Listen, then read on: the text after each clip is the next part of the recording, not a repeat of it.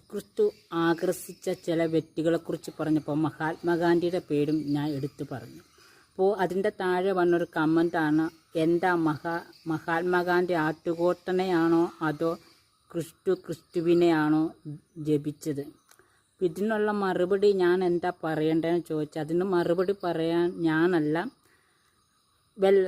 അറിവുള്ളൊരു വ്യക്തി ഇതുപോലുള്ള കമൻറ്റുകൾ ഇടുകയില്ലെന്നാണ് എൻ്റെ ഒരു അഭിപ്രായം. കാരണം ഞങ്ങളൊക്കെ പുസ്തകം പഠിച്ചും ചരിത്രങ്ങളൊക്കെ പഠിച്ചതിൻ്റെ ശേഷമാണ് ഇതുപോലുള്ള വീഡിയോകൾ ചെയ്യുകയും ജനങ്ങളിലേക്ക് എത്തിക്കുകയും ചെയ്യുന്നത്. അപ്പോൾ ഇങ്ങനെയുള്ള വീഡിയോസൊക്കെ ചെയ്യുമ്പോൾ അതിൻ്റെ താഴെ ഇതുപോലുള്ള കമൻറ്റ് വരുമ്പോൾ, ഇതുപോലെ കമൻറ്റുകൾ ഇടുമ്പോൾ എനിക്ക് നിങ്ങളോട് പറയണം, ആദ്യം പോയി നിങ്ങൾ ചരിത്രം പഠിക്കുക. മഹാത്മാഗാന്ധി ക്രിസ്തുവിനെക്കുറിച്ച് എന്താ പറഞ്ഞേക്കണേന്ന് അദ്ദേഹം ജീവിച്ചിരുന്നപ്പോൾ അദ്ദേഹത്തിൻ്റെ നാവിന്ന് പറഞ്ഞ കാര്യങ്ങളാണ് ഞാൻ വീഡിയോയിലൂടെ പറഞ്ഞത്.